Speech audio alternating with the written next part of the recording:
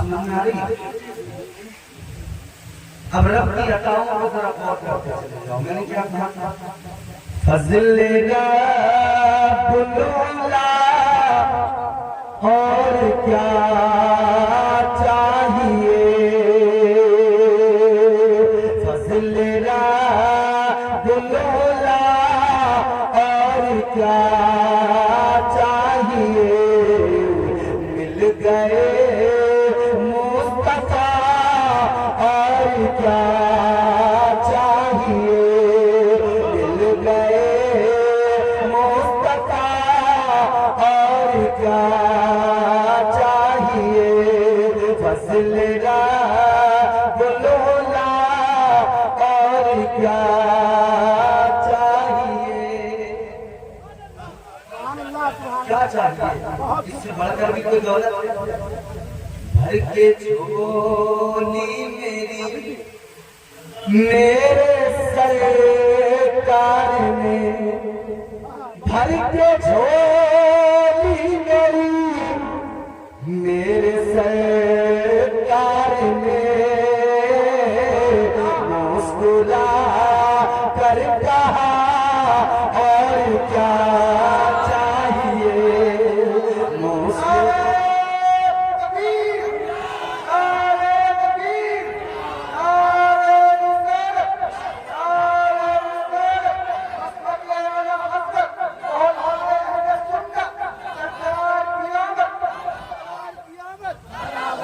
بھر کے جھولی میری میرے سرکار نے، مسکرا کر کہا اور کیا چاہیے، مسکرا کر کہا اور کیا چاہیے، فضل رب العلا اور کیا چاہیے، مل گئے مصطفیٰ اور کیا چاہتا ہے. کون سی دولت؟ اب ذرا دل سے میری بات سننا. اللہ کا سب سے بڑا کرم، سب سے بڑا فضل، سب سے بڑا احسان ہم پر یہ کہ اس نے ہمیں اپنا پیارا محبوب عطا کیا. اے تاجدار مدینہ والی کائنات کے غلاموں ذرا غور کرو، تمہارے میرے آقا مصطفیٰ کریم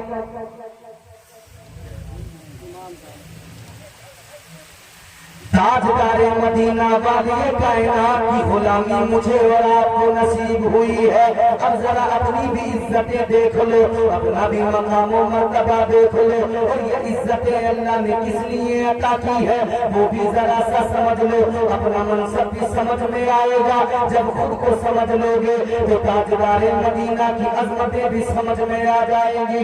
آؤ ذرا میں قرآن سناتا جاؤں، تم قرآن سنتے جاؤ، قرآن سن کر آقا کی عظمتوں کو سمجھتے جاؤ. اللہ اکبر. اب ذرا دل لگا کے سنو، اللہ تعالیٰ نے پیارا رسول عطا کیا، وہ رسول عطا کیا کہ قرآن مجید میں اللہ نے فرما دیا یا ایھا النبی انا ارسلناک شاہدا ومبشرا ونذیرا وداعیا الی اللہ بإذنہ وسراجا منیرا. پروردگار عالم نے فرما دیا اے میرے محبوب، اے میرے پیارے محبوب، ہم نے آپ کو شاہد بھی بنا کر بھیجا ہے، مبشر بھی بنا کر بھیجا ہے. آؤ لوگوں ذرا غور کرو، نبی آئے، اللہ تعالیٰ نے قرآن مجید میں مزید اعلان کر دیا. اللہ نے فرمایا قد جاءکم من اللہ نور وکتاب مبین. اللہ نے فرما دیا تحقیق آ گیا تمہارے پاس ایک نور اور روشن کتاب ہے. لوگوں تاجدار مدینہ آئے، ہم غریبوں کو عزتیں مل گئی.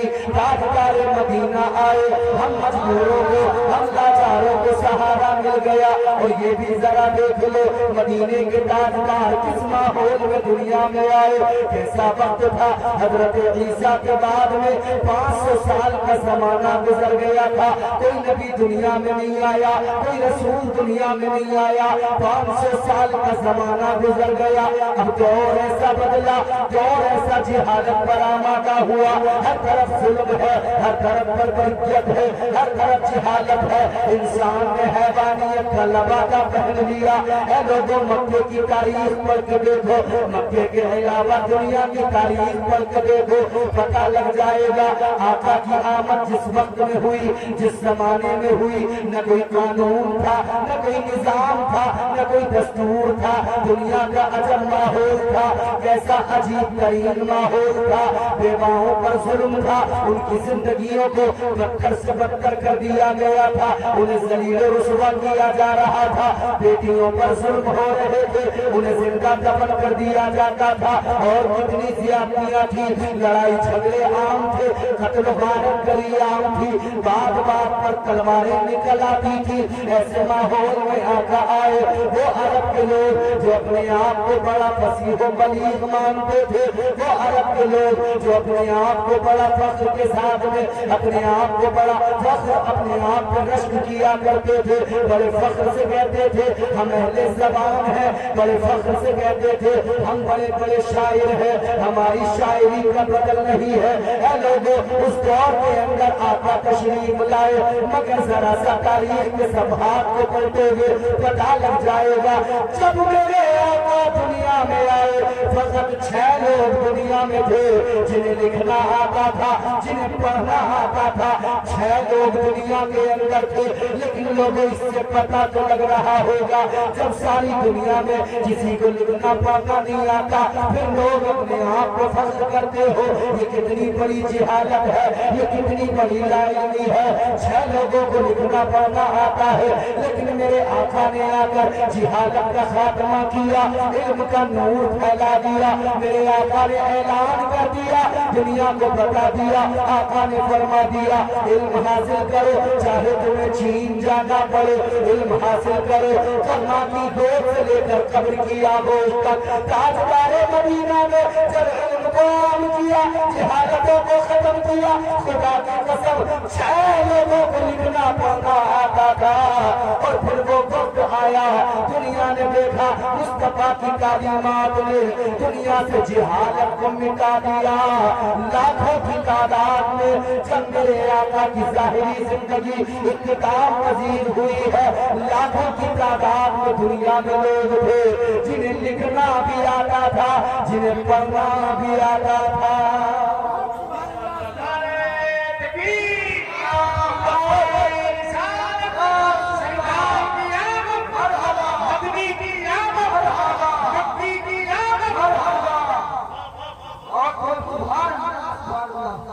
تھوڑی سی توجہ کریں, آپ کو اپنے موضوع تک پہنچاؤں گا اور حب رباب میں کا کچھ حضور آئے.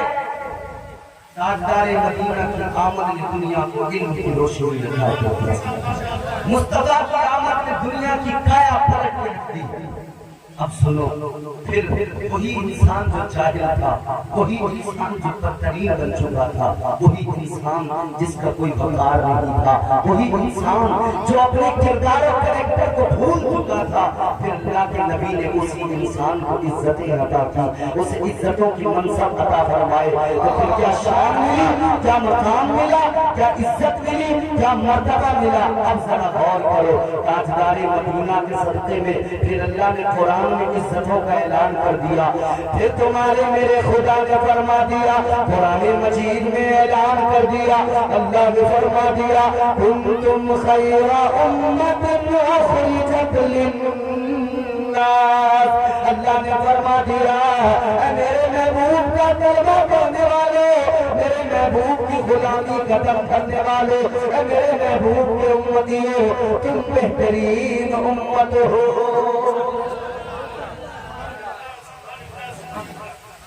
اللہ نے نامدار ہوا, پھر پروردگار نے فرمایا تم بہترین ہو. اور اب ذرا یہ سمجھ لو, بہترین اللہ نے کہا. تمہارے میرے اعمال ایسے نہیں کہ بہترین ہمیں کہا جائے، آپ کے میرے اعمال ایسے نہیں کہ ہمیں بہترین کہا جائے۔ ہم تو صبح کو جب اٹھتے ہیں بیدار ہوتے ہیں، اسی وقت سے نافرمانیاں کرنے لگ جاتے ہیں۔ دوپہر گزرتی ہے نافرمانیوں میں، شام ہوتی ہے نافرمانیوں میں، دن سارا گزرتا ہے نافرمانیوں میں۔